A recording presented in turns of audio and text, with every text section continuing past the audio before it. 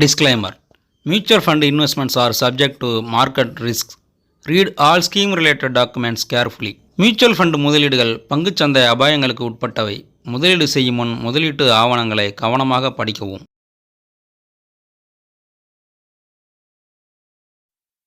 வணக்கம். Market weekly ராப்அப், அதாவது இந்த புது வருடம் 2024 இதோட அந்த முதல் வாரத்துல மார்க்கெட் எப்படியெல்லாம் பெர்ஃபார்மன்ஸ் பண்ணுச்சு மற்றும் மியூச்சுவல் ஃபண்ட் நியூஸ் இதை பத்தி பார்க்க போறோம். மார்க்கெட்டை பத்தி பார்க்கறதுக்கு முன்னாடி முதல்ல ஒரு அறிவுரையை கேட்போம். ஏன் அப்படின்னு சொன்னா, அறிவுரைகள் தான் ரொம்ப முக்கியமானது. அதுவும் துறை சார்ந்த அறிவாளிகள் கூறும் அறிவுரைங்கிறது ரொம்ப முக்கியமானது. இந்த அறிவுரை யார் சொல்றா அப்படின்னு சொன்னா, சுந்தரம் மியூச்சுவல் ஃபண்ட் நிறுவனத்தின் மேனேஜிங் டைரக்டர் சுனில் சுப்பிரமணியன் அப்படிங்கிறவர் என்ன சொல்லியிருக்காருன்னா, இது வரைக்கும் மார்க்கெட்ல நிறைய லாபம் பார்த்துட்டீங்க, அதே மாதிரி இந்த வருஷமும் நல்ல அதிகமா ரிட்டர்ன் கிடைக்கும் அப்படின்னு எதிர்பார்த்து ஏமாந்து போயிடாம இருக்கிறதுக்காக கொஞ்சம் ஹெட்ஜிங் பண்ணிக்கங்க அப்படின்னு சொல்றாரு.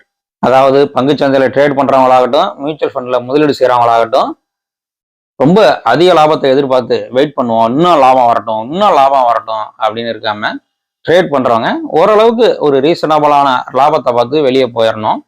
மியூச்சுவல் ஃபண்ட்ல முதலீடு செய்யறவங்களும் ஹெட்ஜிங் அப்படின்னா முழுமையா ஈக்விட்டி ஃபண்ட்ஸ்லயே போடாம கொஞ்சம் ஈக்விட்டி பிளஸ் டெப்ட், அதாவது பங்குகள் மற்றும் கடன்கள், இது சார்ந்த திட்டங்கள்லையும் கொஞ்சம் முதலீடு செய்யணும் அப்படிங்கிறதான் அவருடைய அந்த அறிவுரையோட நோக்கம். நம்ம அப்படிதான் புரிஞ்சுக்கணும். ஏன்னா அவங்கெல்லாம் மிக படித்த அறிவாளிகள், அனுபவசாலிகள், பணத்தை எப்படியெல்லாம் நிர்வகிக்கணும், பாதுகாப்பா நிர்வகிக்கணும் அப்படிங்கிறலாம் புரிஞ்சவங்க. அதனால அவங்களோட அறிவுரையை கொஞ்சம் கேளுங்க. அடுத்ததாக மார்க்கெட் பத்தி பார்ப்போம். சென்செக்ஸ் 71,847 புள்ளியில முடிவடைஞ்சிருக்கு. நிப்டி 21,658 புள்ளிகள்ல முடிவடைஞ்சிருக்கு. சுருக்கமா சொல்லணும் அப்படின்னு சொன்னா, டெக்னிக்கல் படி சொல்லணும் அப்படின்னு சொன்னா, டோஜின்னு சொல்லுவாங்க. இந்த வாரம் நிப்டி எங்க ஆரம்பிச்சிச்சோ, அதாவது மண்டே ஓப்பன் டைம்ல எங்க ஆரம்பிச்சிச்சோ அதே இடத்துக்கு தான் திரும்பவும் வந்திருக்கு. கொஞ்சம் கீழே இறங்குனுச்சு, அப்புறம் மேல போனுச்சு, திருப்பி ஆரம்பிச்ச இடத்துக்கே வந்திருக்கு. ஒரு புல்லுக்கும் பியருக்கும் இந்த வாரம் பெரிய அக்கா போராதான் இருந்துச்சு, ஒரு முடிவு கிடைக்கல. டோஜி அப்படின்னு சொல்லுவாங்க. ஆரம்பிச்ச இடத்துல இருக்கு இந்த வாரம்.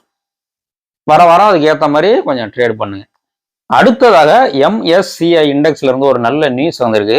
MSCI emerging market index. இது என்ன அப்படின்னு சொன்னா, உலக அளவில் இருக்கக்கூடிய முதலீட்டாளர்கள், பங்குச்சந்தை நிறுவனங்கள், இன்சூரன்ஸ் நிறுவனங்கள், இந்த எமர்ஜிங் மார்க்கெட் அப்படின்னு சொல்றாங்க இல்லையா, இந்தியா, சீனா, தைவான், சவுத் ஆப்பிரிக்கா, கொரியா, இங்க முதலீடு செய்யறதுல எந்தெந்த நாட்டுல எவ்வளவு முதலீடு செஞ்சிருக்காங்க அப்படிங்கிற நியூஸ் வெளியா இருக்கு. அதுல பாத்தீங்க அப்படின்னா, இந்தியாவில மொத்தம் 17% முதலீடு செஞ்சிருக்காங்க. அதாவது அவங்களோட மொத்த பணத்துல 17% இந்தியாவில முதலீடு செஞ்சிருக்காங்க. இது ஒரு மிகப்பெரிய வளர்ச்சியா பார்க்கப்படுது. ஏன் அப்படின்னு சொன்னா, அவங்களுடைய முதலீட்டுல எப்பவுமே நம்பர் 1ல இருக்கிறது சைனா தான். இப்போ இந்தியா 2வது இடத்துக்கு வந்துருச்சு. இதுக்கு முன்னாடி 2வது இடத்துல இருந்தது தைவான். இந்த 2023ல தைவானை ஓவர்டேக் பண்ணி இந்தியா 2வது இடத்துக்கு வந்திருக்கு.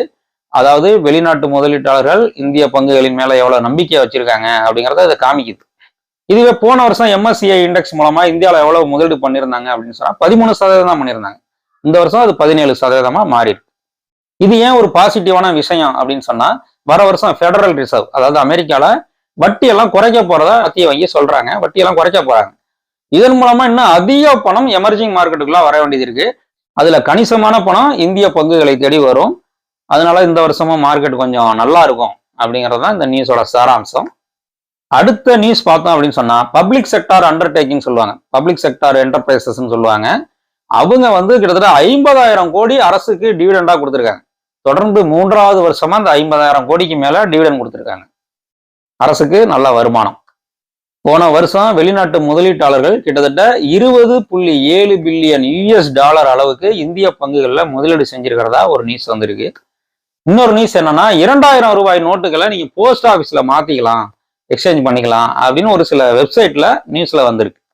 அடுத்ததாக ரெட் சி, அதாவது செங்கடல் பகுதியில் ஹவுதி தீவிரவாதிகள் கப்பல்கள் மேல தாக்குதல் நடத்திட்டு இருக்கிறதுனால ஷிப்பிங் இன்சூரன்ஸ் நிறைய ஏறி இருக்கு. அதாவது இந்த ஷிப்பிங் கம்பெனிகள்லாம் இருக்குல்ல, அவங்கள்ட்ட அதிக பிரீமியம் வசூலிக்கிறாங்க இன்சூரன்ஸ் கம்பெனிகள். அதனால இந்த ஷிப்பிங் கம்பெனி ஸ்டாக்லாம் ட்ரேட் பண்றவங்க கொஞ்சம் உஷாராயிருங்க. அப்புறம் இந்த வாரம் ஒரு ஸ்டாக் 50% ஏறினுச்சு. எதுன்னு பார்த்தா அலாக் இண்டஸ்ட்ரி. என்ன காரணம்னு பார்த்தா, முகேஷ் அம்பானி அவர்கள் அதுல கிட்டத்தட்ட 3,000 கோடி ரூபாய்க்கு பங்குகள் வாங்கியிருக்கதா நியூஸ் வந்திருக்கு. இனிமே தான் தெரியும் இந்த பங்குகளை வச்சு முகேஷ் அம்பானி என்னென்னலாம் பிளான் பண்றாரு அப்படின்னு சொல்லி. ட்ரேடர்கள் அந்த ஸ்டாக் மேல ஒரு கண் வச்சுக்கலாம். அப்புறம் மியூச்சுவல் ஃபண்ட்ல பார்த்தா முதலீட்டாளர்களுக்கு ஒரு 3 நல்ல வாய்ப்புகள் வருது. அது என்ன அப்படின்னா, டாடா மியூச்சுவல் ஃபண்ட் வந்து gold ETF fund of fund, இன்னொன்னு silver ETF fund of fund அப்படின்னு சொல்லி 2 NFO வெளியிடுறாங்க. இது வரைக்கும் நீங்க தங்கத்துல வந்து சரியா முதலீடு செய்யல, வீட்டுல தங்க நகையெல்லாம் அதிகம் இல்லை அப்படிங்கிறவங்க இந்த ஃபண்டுல முதலீடு செய்யுங்க. ஒரு ஹெட்ஜிங்கா இருக்கும், எல்லாத்தையும் ஈக்விட்டிலே போடாம கொஞ்சம் தங்கத்திலையும் போட்டுக்கலாம் அப்படிங்கிற மாதிரி ஹெட்ஜிங்கா இருக்கும். நல்லது, யூஸ் பண்ணிக்கோங்க. அடுத்ததா குவாண்டம் மியூச்சுவல் ஃபண்டில் கன்சப்ஷன் ஃபண்ட் அப்படின்னு ஒன்று வெளியிடுறாங்க, NFO வருது, அதையும் பயன்படுத்திக்கோங்க. சுந்தரம் மியூச்சுவல் ஃபண்டில் வந்து multi asset allocation fund NFO வருது. இது 19ஆம் தேதி முடியுது. குவாண்டம் ஃபண்டு 18ஆம் தேதி முடியுது.